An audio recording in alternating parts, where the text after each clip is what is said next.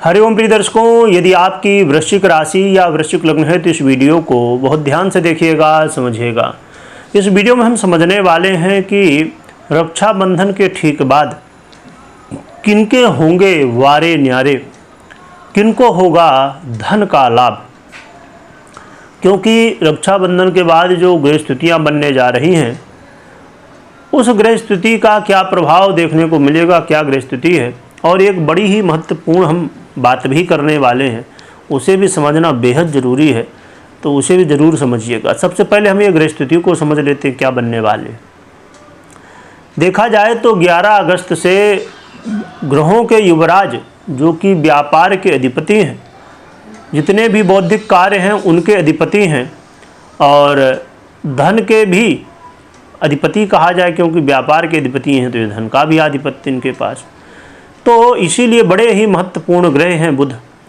तो बुध अब कर्क राशि में गोचर करते हुए वक्री अवस्था को प्राप्त थे, परंतु अब 11 अगस्त से ये मार्गी अवस्था को प्राप्त होने वाले। 9 तारीख को रक्षाबंधन है और फिर अब 11 तारीख को ये मार्गी होने जा रहे हैं।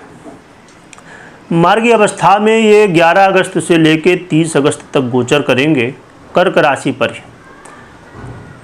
अब क्यों लाभ देंगे, क्या इसके पीछे कारण है, ये समझ लेते हैं। क्योंकि बुध का ये जो गोचर काल है, इस समय सूर्य भी गोचर कर रहे हैं बुध के साथ, तो बुधादित्य योग बना है और सीधी चाल भी रहेगी इनकी, तो बुधादित्य योग बड़ा ही अच्छा माना जाता है। इसके अलावा वर्तमान में बुध का गोचर काल जो है, तो इनके ही मित्र यानी कि शनि के नक्षत्र ये पुष्य में गोचर कर रहे हैं, और 21 अगस्त तक ये पुष्य में ही गोचर करेंगे, और फिर 21 अगस्त से और भी अच्छी स्थिति ये बन जाएगी कि ये स्वयं के ही नक्षत्र असलेखा में गोचर करना शुरू कर देंगे, 30 अगस्त तक करेंगे, तो ये भी अच्छी स्थिति देखने को मिल रही है। और बुध देखा जाए तो वृश्चिक वालों के लिए आय के अधिपति और साथ में अष्टमेश भी ये बनते हैं, वर्तमान में आपके भाग्य भाव में गोचर करें।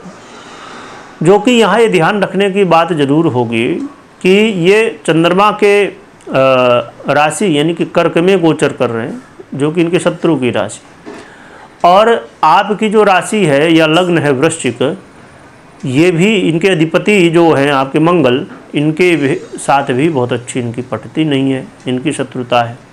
ये थोड़ा ध्यान रखने की आवश्यकता है। चलिए हम समझते हैं कि जो ग्रह स्थिति है क्या फल मिलेगा, बाद में महत्वपूर्ण चर्चा भी हम करेंगे।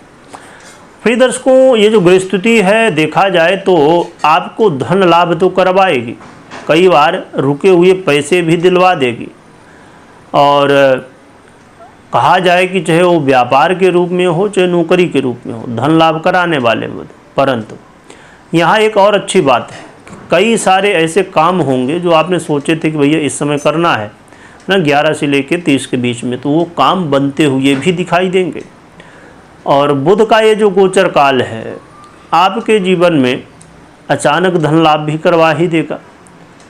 साथ में बुध का ये गोचर काल कई बार क्रिएटिविटी से रिलेटेड या बौद्धिक कार्यों से रिलेटेड काम करते हैं, तो वहाँ पर भी आपको सफलताएं दिलाएगा, और सोशल मीडिया से जुड़े हुए कामों में भी सफलताएं दिला सकता है।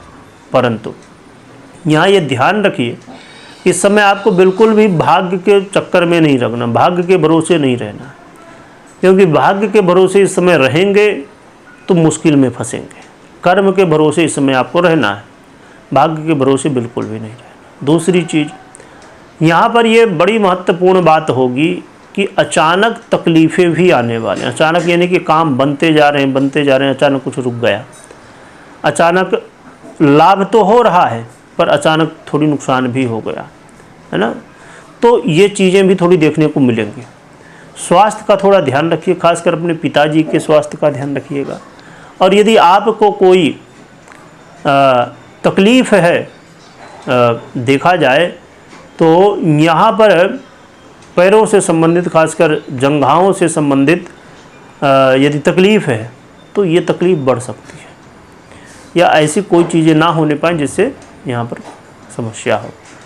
और भाग्य के चक्कर में बिल्कुल भी नहीं रहना है ना। ऐसे कामों को नहीं करना जो भाग्य के भरोसे हो, कर्म करिए, है ना, इसमें बिल्कुल। अब हम महत्वपूर्ण चर्चा जो करने वाले थे उसकी हम बात कर लेते हैं। ये बात को बहुत ध्यान से सुनिएगा। ये जो बुध के गोचर काल है, लाभ मिलने वाला, कई तरह के बुध लाभ दिलवाएंगे, ठीक है, परंतु 10 अगस्त से लेकर 12 अगस्त तक ग्रहण योग बना है और 12 से लेकर 14 तक 20 योग बना है। ग्रहण योग तो एक बार फिर भी ठीक है। क्यों ठीक है? क्योंकि गुरु की दृष्टि है वहाँ पर, और गुरु की दृष्टि अपने आप में बहुत ही श्रेष्ठ मानी जाते, अमृतमयी मानी जाते। तो इस दुर्प्रभाव को ग्रहण योग के दुर्प्रभाव को कम कर देगी काफ़ी हद तक।